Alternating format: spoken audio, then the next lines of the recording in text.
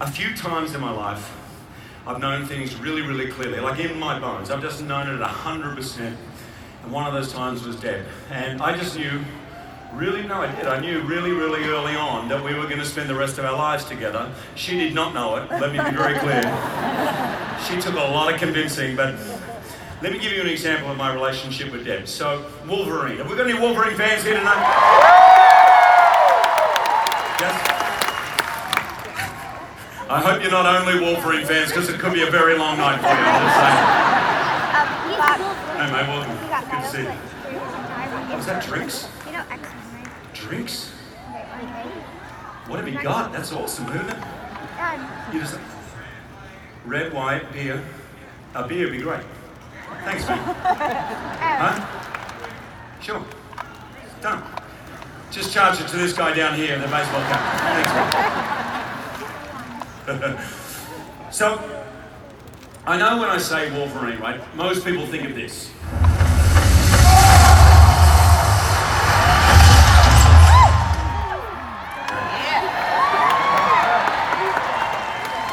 That's how I get out of the bath every morning, folks, right there.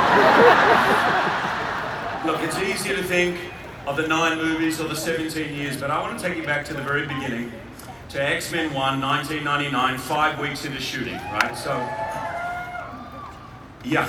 Unfortunately, though, for me, 5 weeks into shooting, I think I was on the verge of being fired because the head of the studio pulled me aside at lunch one day, I thought just for a chat. Well, it was a chat, but it wasn't the best kind of chat because he told me how worried they were at the studio. He said, it's just, we're not seeing on camera what we saw in the audition. He said, it's like there's a lampshade over the light. And I was freaking out. The very next day, okay, the director pulls me aside, tells me the exact same thing, including the lampshade over the light metaphor, right? And clearly they've been talking, I'm like, oh, this is the talk you get before you get fired. And this was the biggest break of my film career by a million miles, right? So I was freaking out. I went home to Deb and I was complaining. I was complaining about everything. I've never read the comics, who's this person, that person, all of this stuff.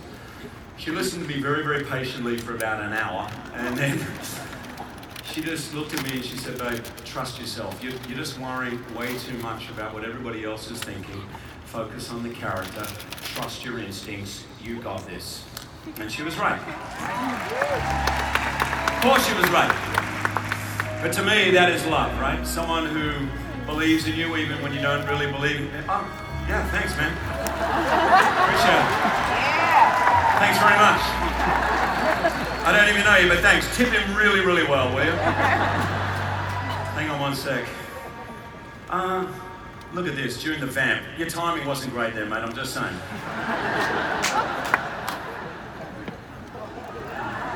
Oh, that's good. No drinks allowed on the piano unless it's Heineken beer. Right. So right now, I would like to, by the way, this whole show is dedicated to Deb and the kids, but right now, I would like to sing the song to which we had our first waltz at our wedding. When somebody loves you, it's no good unless she loves you. All the way, happy to be near you when you need someone to cheer you.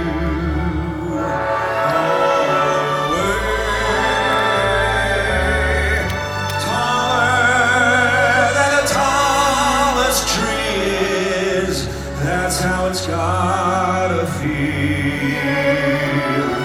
deeper than the deep blue sea is. That's how deep it goes if it's real. But if you let me love you, it's a sure I'm gonna love you.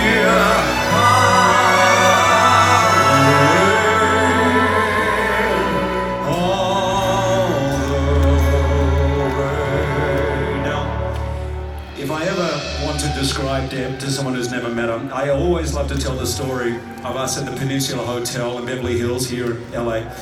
We were having lunch in their very, very swanky restaurant there in the lobby. It's a beautiful restaurant. We were sitting in a booth, sitting next to each other. And on the other side of the restaurant was a tall, dark, smiling man in an evening suit and a bow tie. And he was staring directly at Deb, right? I didn't know who he was. So I look over at Deb Deb had this look on her face. I've seen it many, many times before. It's a look of panic. It's that, oh, I know this guy. I can't remember where I met him. What's his name? This is so embarrassing. Please don't come over here. Please don't come over here. And he starts coming over directly towards us, right?